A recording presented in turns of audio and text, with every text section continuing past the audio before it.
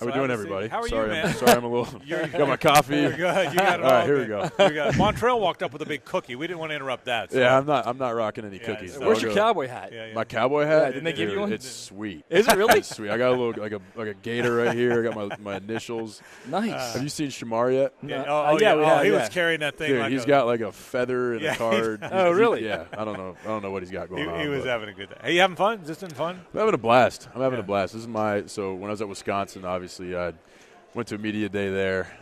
So I was telling the guys in the car, I'm like, this is what to expect. We're going to be on the mic the whole day talking to people. So it's been a blast. It's been a blast. It means the season's coming. That means it's time to play. Yeah. You had a fantastic year. The Gators didn't have as good a year as they wanted to for a myriad of reasons. But when you look back, and we didn't know you in the South. We didn't know. But boy, you Northerner. played. Northern. Kansas City, Wisconsin, everywhere here. How do you feel about how last year went? I did not. I mean, obviously, I love football, and by the end of the season, it was hard losing those games for me because you care so much about it. But I got the question earlier, like, you had a really good year. Like, how'd you feel? And I was like, we didn't win the amount of games I wanted to win. Right. Like, for me, I'm at this stage of my career, especially in college, where it's like, you're not looking for individual stats. Like, I'm here to do whatever I can to help this team win. And I think that's kind of like – that's the theme of this team this year. Like, we went through it together. A lot of young guys that might have been their first year playing, and they're coming back for a second year, and they don't want to feel that way again. Right. So, it's – the season, it was a hard one at the end, especially when you break a collarbone and – in a game you probably would have won. Probably would have won. Right. It made a great play, broke the collarbone against a really good team on the road in a game you probably would have won. And it would have been a game that could have turned it for you guys. So let me ask you this. I've been dying to ask you this. I mean, how far away is that 5-touchdown game against Illinois? How far away is that? Oh, my gosh. I mean, that was when you had that game as a redshirt freshman, correct?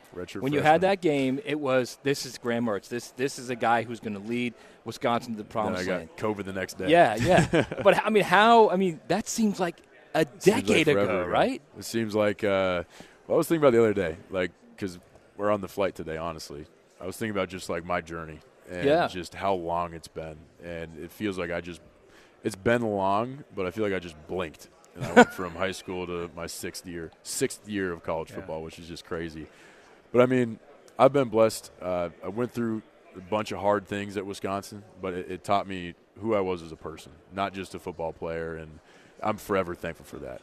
I think that you're crafted through your hardships in your life, and if you allow yourself to learn from it. So it feels like it might feel like it seems like a long time ago, but for me, I mean, you blink, and there's a lot of things that happen in between there, gosh. but no, it's crazy going into year 6 of it. You got a book, by the way. There's no doubt in my mind. Right.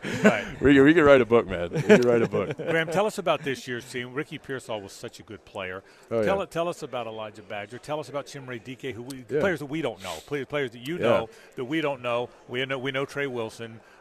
We know Montreal. Tell us about this year's offense in your kind of supporting cast. It's fun. It's a fun group. And I think the cool thing, like, first off, just about Ricky, I mean, that's like he's my brother for life, man. I mean, I talked to him, 2 days ago. We talk every couple of days. He's gonna crush it. And I'm confident of that. But I think that the team we got, the skill players we got right now, just pure depth, pure speed, pure talent. I mean, it's a deep group, man. And I think that you look at even the young guys, like the guys that just came in. You think about TJ, Tank, guys that go in their second year. Andy, Aiden, I'm leaving off probably 3 or 4 guys. But that's the group. Yeah. And you think about guys like K-Jack or Khalil Jackson, Marcus Burke, the guys that have been here that understand it.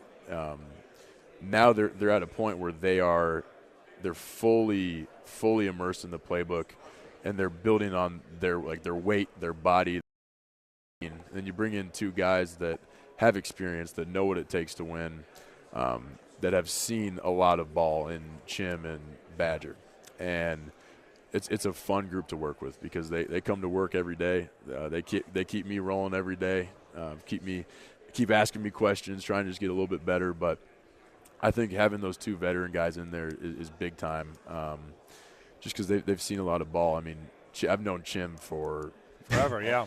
For since 5 you were years. throwing to him, right? 2019. Since 2019. But no, he is a great addition to this team, not only as a player but as a leader. So he's been last great. year you spend an entire offseason you preparing for Utah.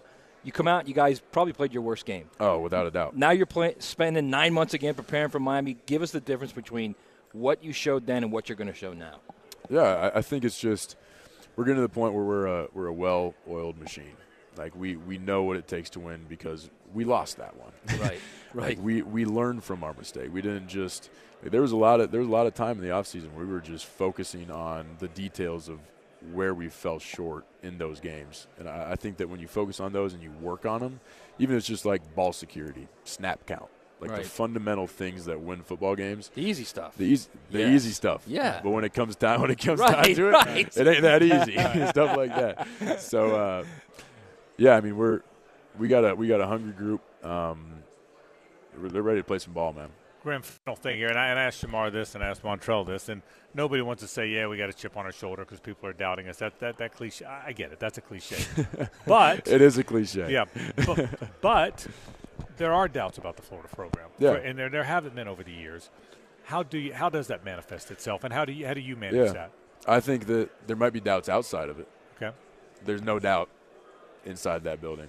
And that's I can say that with full confidence. I mean, we got a group that went through a lot of hard stuff together and doesn't want to feel that again. Right. And will not leave any stone unturned to make sure that doesn't happen. Right.